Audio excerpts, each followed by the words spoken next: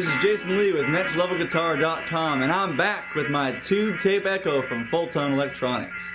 Today I want to show you something that a tape echo can do that pretty much no other delay pedal can do. We're going to do what I call long chord repeats. So we've actually taken the unit and actually stretched the tape pretty much to its maximum capacity and turned our repeats pretty high.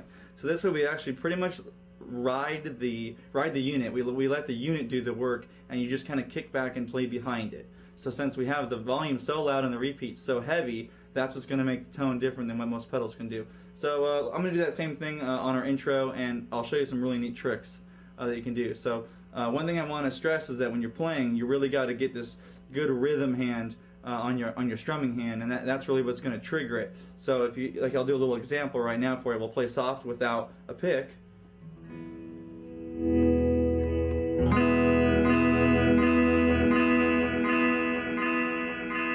So you can hear the little softness of that, but listen to the difference when we actually use a pick on it.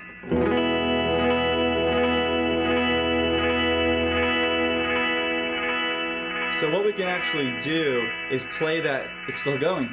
What we can actually do. The sustain. Listen to the sustain.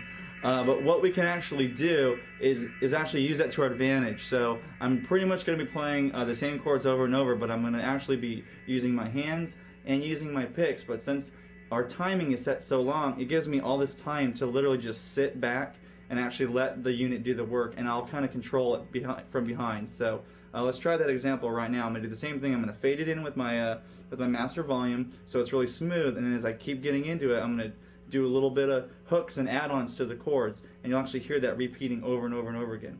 So let's try that right now.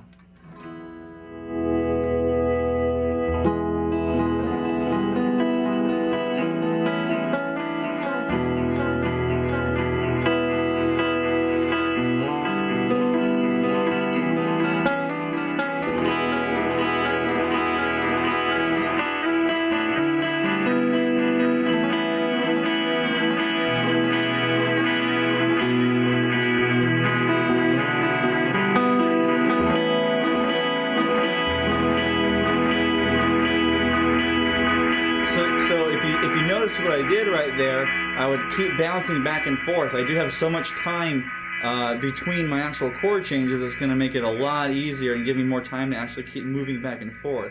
So all I'm doing is really keeping my pick right here in my fingers, and I'm doing soft strums and then with chords. So what that does is it creates this really cool accented effect. If you listen to it right here, listen to just my strumming with the chords muted. You hear how loud it is?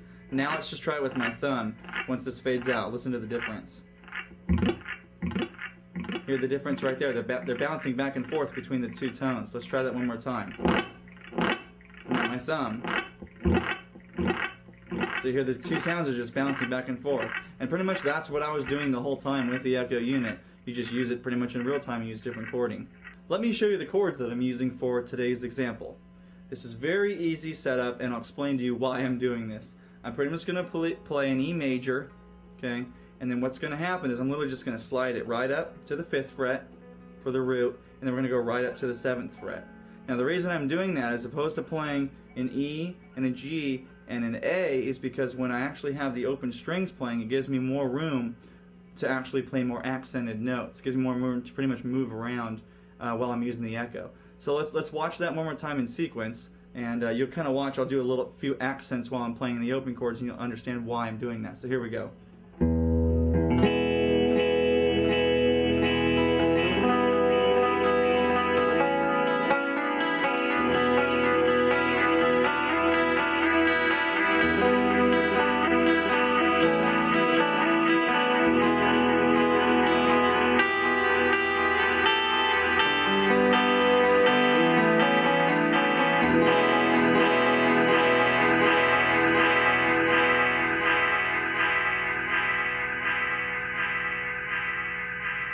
Alright, one thing I want you to remember is this actually is a very easy lesson to do, very easy to do at home. If you do have a delay pedal, I don't care how cheap it is or how good it is, I want you to just pretty much turn the delay time all the way up, or at least to 9, and turn your repeats up. And this exercise will really help your rhythm too.